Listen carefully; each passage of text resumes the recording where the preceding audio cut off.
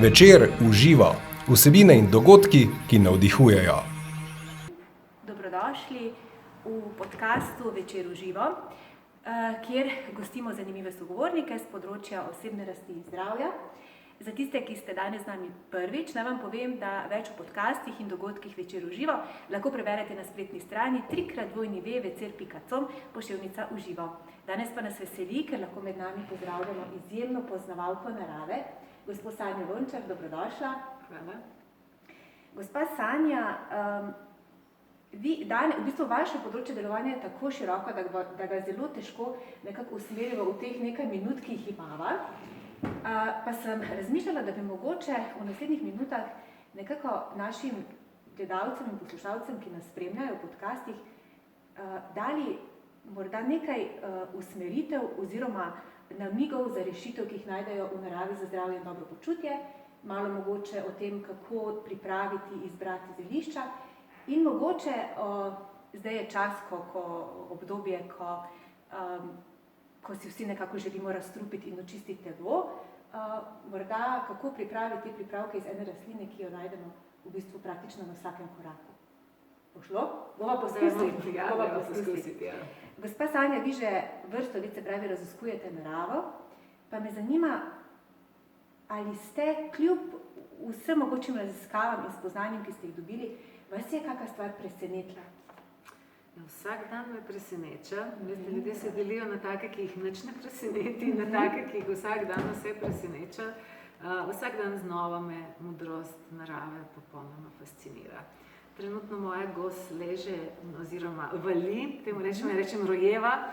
In fascinantno je, ko opazuješ žival, mi smo jo izvalili iz valilnika lani, nikoli ni srečala drugo gos, nikoli ni srečala gosaka, morali smo ji dati oplojena jajca namesto njenih, ampak ona vse ve. Vse je naravno. Jaz sem se spraševala, a to že znotraj imajo zapisano v programu, a to mora sproti downloadati, in dejansko ugotavljam, da v stvarstvu vse zna poslušati naravo razen nas. Mogoče smo res postali, ono kar rečejo, tako pametni, da nam že škoduje, da naša pamet tako zagluši ta glas narave, da dejansko mislim, da moramo veliko več pozabiti, kot se naučiti, če želimo res dobro sodelovati z naravo. In se potem zopet spomniti, vsak dan se ravno tega presenetim. Presenetim se, kako je vse okrog nas tako modro, kako gos, ki je en dan stara, ve, da ne sme ugrizniti strupeno travko. Zna hoditi, vse že ve. In res vsak dan začutiš večje spoštovanje, ker čutiš, da je ta modrost v zraku, čutiš, da to ni vse že posneto na čipu, da vse zna brati ta internet narave, edino mi pravzaprav ne znamo niti vprašanja postaviti. In se pravi, vsi odgovori, tako za zdravje kot dobro počutje, so že v naravi. Ja, samo moramo mi ta naš vtičnik malo prepucati, da do tega pridemo. Zdaj pa zdravje in dobro počutje, se pravi s tem, da smo intuitivno povezani z naravo, po drugi strani je zelo pomembno, kaj izbiramo, kaj jemo, se pravi čim bolj naravno zdravo hrano. Tukaj se začne tako mentalno kot tudi fizično zdravje. Pa me zanima, ampak vsi nimamo dostopa do tovrstne hrane, čim bolj naravne, čim bolj biopridelane. A se mi sploh zavedamo, verjetno ne, kakšne nevarnosti v obliki hrane prežijo na nas z trgovskih polic? Kakšno hrano jemo, gospa Sanja? V knjigi Sveža zelenjava 365 dni smo začeli stavkom, ki so ga Egipčani imeli na svojih hramih, in tam je pisalo: nikoli ne zauži hrane, ki ti jo je pripravil suženj. Svečeniki, ne le egipčanski, tudi pozneje, tudi v vseh naših samostanih je bila zapovedana samooskrba, ker kdorkoli začutijo, kakšne moči so v človeku, je odkrijo, da ti to moč moraš tudi z nečim hraniti.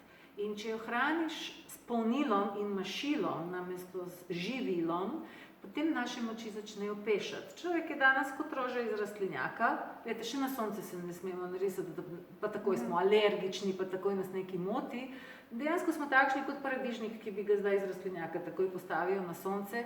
In tako je v vseh pogledih. Torej, hrana, to, kar nam danes prodajajo kot hrano, je v večini primerov samo mašilo in pomilo in ne more nahraniti vsega tega, kar bi človek v sebi lahko razvijal. To, kar ste rekli, ni nam vsem dostopno. Ja moram nekaj povedati, jaz sem res rojena v Vojvodini, ampak v enem zelo onesnaženem mestu, 17 tovarn, tega večina kemičnih, mislim, zrak je bil tako, da je bilo prepovedano odpirati okna. Ja, mislim, da še v Zagorju, Trbovju je čudovit zrak v primerjavi s tem, kar je tam bilo. In tam res ni bilo veliko možnosti, da ti greš na polje pa nekaj nabereš. Živela sem v New Yorku, živela sem v Milanu, tudi tam bi težko imela predavanje o koprivah, ker večina ljudi verjetno živi in umre, brez da bi koprivo videli.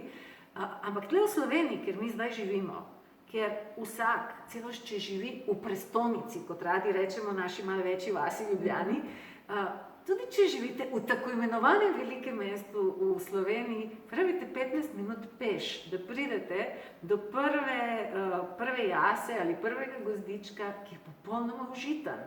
Torej, mi hodimo po hrani, mi imamo takšno biotsko pestrost, da nam je lahko 2/3 sveta lahko zavida. Če smo zamudili eno rožico v dolini, potem pa greste jo nabrati na 500 metrov nadmorske višine, če ste to zamudili, potem pejte malo više. Mi torej regradove cvetove lahko nabiramo 2 meseca, odvisno samo na katero višino gremo. Enako velja za čemaž. Ko začne, če ste ga zamudili na eni lokaciji, sam pejte na drugo. Nam je toliko tega dano, da je v Sloveniji težko sprejeti, da nimamo možnost priti do zdrave hrane. To, da so naši gozdovi odprti, za razliko od avstrijskih in drugih, to, da mi lahko stopimo v gozd, si naberemo čemaž, naberemo koprive, borovnice, gobe in ostalo, ta luksus drugi nimajo. In če ga ne znamo koristiti in če raje kupujemo plastiko z polic, to je naš problem, ampak verjemite mi, toliko časa, ko človek rabi, da parkira pred hipermarketom, da stopi noter, samo za kruh kupiti ste, takoj ob pol ure življenja. Te pol ure življenja, če naložimo nekako drugače, se bomo nadihali svežega zraka in nabavili hrano, ki jo niso pridelali sužnji. In to v bistvu o vsem tem, kar ste zdaj vi povedali, vi ljudi poskušate ozaveščati in osveščati ravno v tem vašem projektu Skupaj za zdravje človeka in narave, ki ga že koliko 13 let vodite, 14 leto. Bi mogoče na kratko malo v tem projektu, tudi več društev je v ta projekt združeno? Ja. To je verjetno preraslo največji slovenski nevladni projekt na področju iskanja naravnih rešitev. To, kar ste na začetku rekla, kako sploh opisati, ker je res široko. V osnovi je preprosto, mi iščemo naravne rešitve in ker življenje ni tako popredalčkano, kot bi znanost želela popredalčkati, veliko stvari potrebnih, torej odnos do zdravja, odnos do prehrane, odnos do človeka, sočloveka, živali, narave, to je vse zelo povezano. Ne moremo mi zdaj iskati zdravo hrano, pa nas ne zanima, kakšna je voda, pa kako je z okoljem. Preprosto je življenje eno samo. In mi se ukvarjamo s tem, da iščemo čim bolj naravne rešitve za težave, s katerimi se srečujemo. Ampak rešitev ni v tem, da zdaj, ne vem, iščemo skrivnostni Hildegarden recept, ne vem, kako se pozdravi raka, ker če ne bomo mi spremenili odnos do sebe, do rastline, do okolja, potem ta njen recept ne bo nič naredil v našem telesu. Problem je danes, da smo mi vse postavili na glavo, mi mislimo, da se najbolj vredne stvari v življenju da kupiti, pa se jih ne da. In obratno, tisto, kar nam je res najbolj dragoceno, več ne znamo videti, pa v to vložiti na svoj čas. Se pravi, odnos je ključen element se pravi, pri reševanju dobrega počutja, kakovostnega življenja, zdravja. Pravite, a je tudi skrivnost, delno ste že odgovorili, da je neka zdravilna rastlina učinkovita zame, je ne samo tega, bova povedali, kje raste, kdaj je nabrana, kako je pripravljena, kako konzumirana nenazadnje, tudi kakšen je naš odnos do te rastline, je zelo pomemben in ključen. Glejte, zamislite si, da ste z osebo, ki jo ne marate in da ste z njo v posli. Temu bi rekli potem posilstvo. Če ste pa z osebo, do katere nekaj čutite, ker se prelije neko razumevanje, ljubezen, potem temu rečemo najlepši trenutki v življenju. Pa tehnično gledano gre za isto stvar. Pri rastlini je zelo podobno. Če nekdo na rastlino gleda s spoštovanjem, z odnosom, je ta rastlina pripravljena od sebe dati veliko, veliko več, kot če nekdo reče, zate sem dal toliko denarja in mi moraš dati zdravje. Res je, da smo v etru, ampak ljudje najbolj razumejo moje radikalne prispodobe. To je res tako, kot da od kurbe želiš ljubezen. Lahko kupiš meso, lahko kupiš določene stvari, ne moreš pa kupiti tega najpomembnejšega. In ker smo mi tako popačili svoj odnos, mi mislimo, ko smo kupili paradižnik, ima da nas pozdravi, ko smo kupili kamilce, bojo nekaj uredile. Ne bojo, če ni še tega odnosa. Lahko me najamete za čistilko, pa vam bom veliko boljše počistila, če me še spoštujete zraven. In zakaj ne bi dojeli, da to velja čisto za vse? Tudi krava, ki jo milo gledaš, ti bo dala več mleka. In ta odnos smo pozabili, tudi do nas so ga drugi pozabili. Mi danes ljudmi, pogledajte, reče se resursi. Delovska sila so postali resursi, pa včasih je samo oglje pa nafta bila resurs. In mislim, da nas želijo na ta način totalno razčlovečiti, pot nazaj pa pelje do tega, da dojamemo, da vse funkcionira samo na ljubezen in spoštovanje. Krasno, zelo lepo sporočilo. Pa vendarle, gospa Sanja, imamo v Sloveniji, ste že prej mi tudi odgovorili, delno, imamo dostop do kakovostnih, da greva konkretno zelišč. Verjetno bolj kot marsikdo v radiju 1000 kilometrov. In tega se ne zavedamo in vi nas spominjate na to. Pa me zanima, ko gremo nabirati zelišča, zdaj so med nami večji in manjši poznavalci zelišč, vsi se pravi želimo zdravja.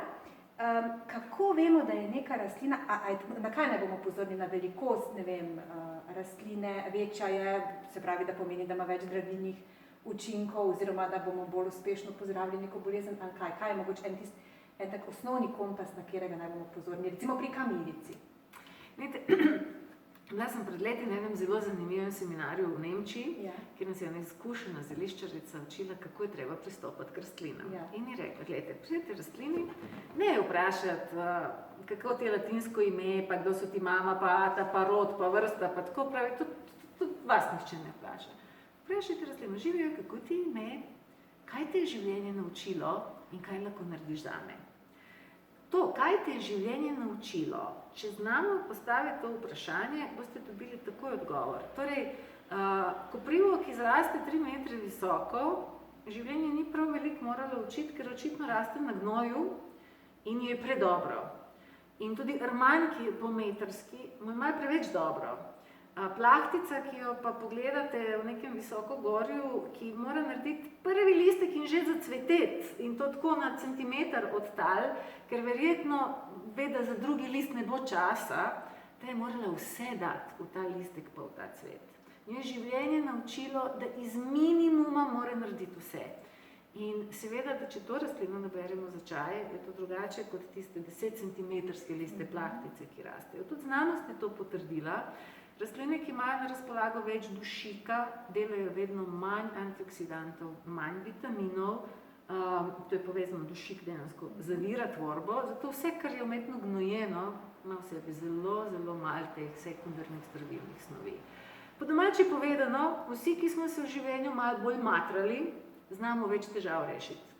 Od otrok, ki jim starši pišejo od majhnega domače naloge, torej ni vse genetika, torej gledajte danes, pametni starši rodijo otroka, ki ima super genski material, ampak ker starši hodijo v šolo namesto njega, na koncu dobite malega idiota, ki je neuporaben za sebe, za družbo in za druge.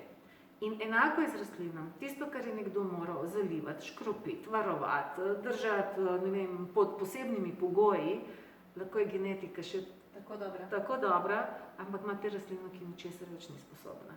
Vsak izmed nas, ko nas zdaj posluša, vsak je ta eksperiment že v živo videl. Torej, doma smo imeli zdaj paradižnike, eni so jih že dali van, eni bojo zdaj. Paradižnik, ki je odrastel na okenski polici, ne moreš kar tako dati na vrt, zato ker je pretegnjen, zato ker ga moraš počasi utrjevati, da on sploh odkrije, kaj je sonce.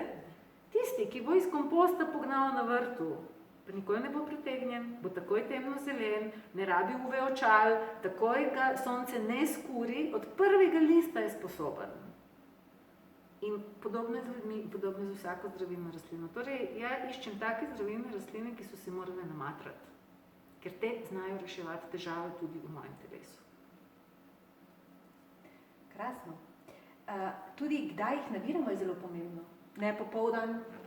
Ja, to je zelo, zelo pomembno. To pa zdaj težko razložim tako kratkem. Koga bo zanimalo več, res bi bilo dobro, da pogleda na našo spletno stran zazdravje.net, ker bomo ravno zdaj imeli tudi seminarje na to temo. Ampak zelo veliko stvari igra vlogo. Trenutek nabiranja ene iste rastline, v rastlini se ne dogaja vsak dan enako. Torej, vsebnost snovi se zelo spreminja. Recimo malo čas ste rekli, da bi rada o koprivi kaj povedala. Recimo spomladanska kopriva po sestavi ima več antioksidantov, več vitaminov, je mehka, je zelena, to so vršički, tam je tudi recimo vitamin C. Kako koprive rastejo, iz dneva v dan so drugačne. Recimo, če želimo koprive nabirati za osteoporozo, za kosti, za mišično maso, potem so najboljše septembrske koprive. Takrat vsak ve, da je kopriva taka bolj papirna, bolj ostra. Že sam dotik vam pove, takrat je v njej več kalcija, več silicija, več magnezija, bolj temno zelena je, manj vode je v njej in te so zakladnica rodninskih snovi. Prav to, kar mi rabimo, da dobro preživimo zimo. Vmes pa recimo imamo tudi semena, v katerih je vse. Semena so in beljakovine, in čudovite maščobe, in antioksidanti. Dejansko, če ne bi rasle za vsakim vogalom, če bi to zdaj prišlo nekje z Andov ali z Tibeta, bi se prodajalo verjetno za suho zlato, ampak ker vsak ima, potem vam koprivova semena pri nas niče ne prodaja. Ja osebno menim, da je to... Včasih so naši predniki rekli, da je to najboljši afrodizijak na teh tleh, ker so koprivova semena namakali v vinu. Ampak ni samo afrodizijak, to je res krepčilo za vso telo.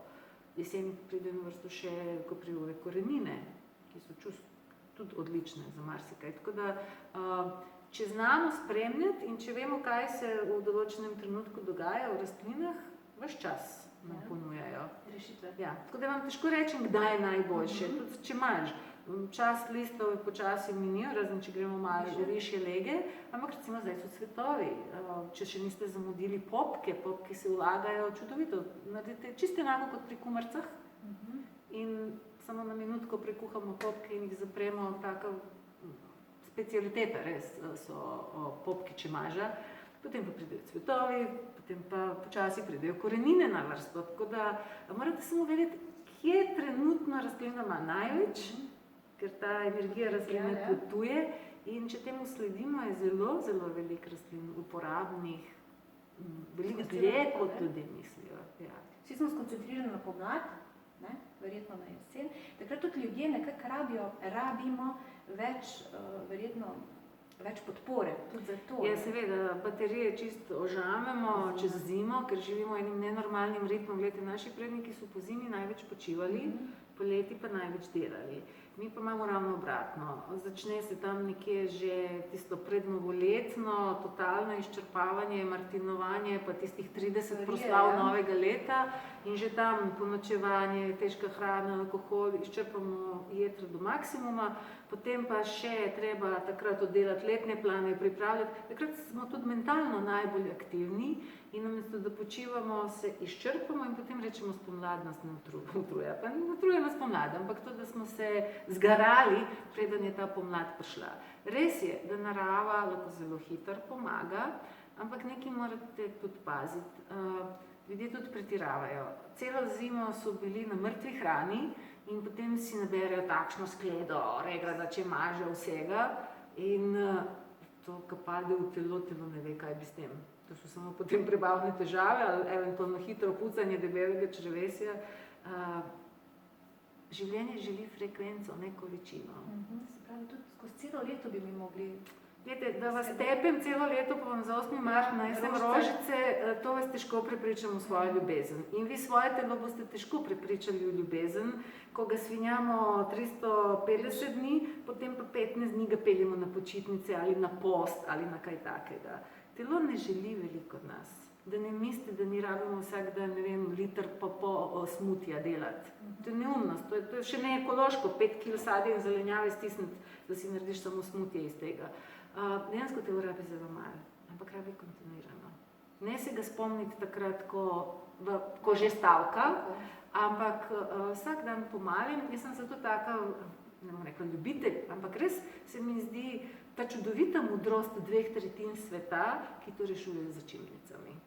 Začimnice imajo tako velike moči, da resnično ščepci, ki jih redno dodajamo v pijačo, v hrano, v razne pripravke, mi telesu kontinuirano pomagamo. Ljudje mogoče, ki me zdaj poslušajo in gledajo, ne vedo tega, ampak recimo, če ja danes na svoj sendvič zjutraj dodam samo 4 listke bazilike, ki mi že dela na balkonu, je tle noter toliko, kot da sem pojedla 700 gramov svežih bučk ali 400 gramov svežega paradižnika ali 2 cele glavi solate, toliko je v 4 listkih bazilike. Kaj bi matralo telo, da mora prebaviti toliko ene zelene mase, če to lahko dobim z vreco nečesa. In lažje prebaviti, telo ima na razpolago, lažje kontinuirano dodajati, tudi zima ni problem. Tako da mislim, da se te modrosti moramo naučiti. In to mora postati naš način življenja, ne? Ja, ne pa izredno stanje. Tako, ko so alarmi in ko lučke zasvetijo. Ampak vendarle, večina nas je še tak, ko se odzovemo, ko zasvetijo lučke, pa se zdaj vrnimo h koprivam, tako zelo jih zapostavljamo, pa z otroštvo jih nismo marali kot otroci, čeprav so nam rekli, kako so nam rekli, če te kopriva speče revmo zraven? Ja, revmativni artritis, pa tako mravljična kislina. Ja. Ampak vseeno me zanima, zdaj vem, pri nas doma se je kuhal v tem času spomladi koprivin čaj, ker je mama rekla, da čisti kri, a to drži? Iz teh mladih kopriv? Zagotovo so koprive zelo dobre. To je eno od univerzalnih zdravil. To je, mogoče ljudje ne vedo, ena izmed redkih rastlin, s katero nikoli ne morete pretirati. Torej, teoretično gledano bi jih lahko 365 dni v letu uživali in ne bo se zgodilo nobeno neravnovesje, ker koprive uravnavajo procese. Recimo, če imam premalo železa, bo kopriva naučila moje telo, kako se pravilno ravna z železom, da mi se železo dvigne. Če vi imate preveč železa, kar tudi pri mnogih ljudeh, posebej, če uživajo veliko mesa, se zgodi, potem pa bo kopriva naučila telo, kako to železo spraviti nazaj v normalo. Torej, te rastline, tako imenovana kraljevska zelišča, so sposobne uravnavati procese. Recimo tudi vrtnica, vi imate suho kožo, ima masno kožo, ampak isti hidrolat vrtnice bo vašo suho vlažijo, mojo masno sušijo. To je modrost, ali ne vem, pijemo čaj od gloga in to bo moje srce krepilo, vam pa mogoče tlak spuščalo po potrebi. Torej, pri takih rastlinah se lahko zaupamo modrosti narave in koprive so take, da bi jih lahko uživali, ampak vseeno ni potrebe, da bi nekaj uživali res 365 dni na leto. Se pravi, pri kopriva lahko pripravimo čaj? No, mi v naši hiši s kopriv delamo zelo veliko tega. Gre v vse sirove bureke, gre v zelenjavne juhe, gre kot spinača, v štruklih, žlinkrofih in tako naprej. Potem pa lahko tudi v razne namaze jo dajemo. Te posušene zdaj, ki jih imamo še, da se porabi zaloga, torej ko je že nekaj skuhan, da samo malo tako ostremo v prah, ali recimo lahko bi tudi v kakšen jogurt jo dali. Zelo veliko pa uporabljamo koprivova semena. Koprivova semena recimo v raznih kremah, pecivih ali recimo samo tako, ko je dolg dan, pa človek ne ve, kaj bi pametnega pojedel, včasih v kakšnem sejmu si zamešam samo žlico koprivovih semen v kakšen jogurt. Ali ne naredim si sadnega, recimo tako, da dam še žlico domače marmelade noter in potem pustim, da ona so taka suha, semena niso ne pekoče, nič, samo so taka žagasta in če jih pustite malo tako namočiti v nečem, potem res dobite zelo hrano, ki vas res drži po koncu cel dan, brez potrebe, da bi morali uživati neke neumnosti. Tudi to namakanje v vinu, ko so ga naši stari poznali, je čudovita zadeva. Lahko pečemo palačinke tako, da vržemo samo na maščobo, semena pa zalijemo z mesjo, pa bojo še take pikaste, zmešamo v riže, torej po malem pa kontinuirano. Ne pa, ne vem, v enem dnevu zaužiti tega pol kile. Tudi jaz se ne spomnim vsak dan, ampak res, če bi se človek spomnil vsak dan eno žličko tega pojesti, bi mu zelo veliko koristilo. Te modrosti je treba podčrtati. Ja. In v glavnem, gospa Sanja, te modrosti, ta znanja, pa kje vi to črpate? Jaz sem nekje zasledila, da tudi v literaturi iz 18. stoletja. Ja, ko ste me vprašali, kaj me je presenetilo, ko smo mi delali te knjige Ščepec rešitve, Ščepec vedenja, smo se tako sistemsko lotili študirati tibetanska, tradicionalna kitajska medicina, arabska medicina, nekako smo rekli, oni tam vedo. Potem me je zelo presenetilo, ko sem ugotovila, koliko smo mi v Evropi vedeli. V 10. stoletju, gledajte, to zveni skoraj kot znanstvena fantastika, v 10. stoletju v Salernu v Italiji je obstajala univerza medicinska, na kateri so predavali židje, menihi, arabci in učene žene. To je čas križarskih vojn, pa oni predavajo skupaj. Žene so v Vatikanu dobile sploh potrdilo, da imajo dušo tam nekje v 15. stoletju, v 10. stoletju pa predavajo na univerzi v Salernu. In tudi, ko berete Hildegardo, ko berete sploh zdravilce tega časa, dojamete, mogoče niso molekulo poznali, tako kot jo mi danes, ampak poznali so delovanje stvarstva, poznali so vso te fine niti, kako je treba pozdraviti bolezni. In to take bolezni, za katere mi danes mislimo, da so neozdravljive. Hildegarda je še hemoragične mrzlice, recimo to je danes ebola, pa tako uspešno zdravila. Kar hočem povedati, ogromno znanja smo imeli in smo ga po krivem zavrgli, zažgali, skrili. In nam to, zato smo mi trenutno kot zahodnjaki najbolj bolni na tem planetu. Da ne mislite, 2/3 sveta nima polovico težav, ki jih mi imamo. Incidenca raka je drugje 5 do 7 do 10krat manjša, pa živijo v veliko bolj nehumanih pogojih. Kandido Afričani pa Indijci postali ne poznajo, oni pijejo vodo iz Gangesa, ki je polna mep, pa jim ne pride do živega.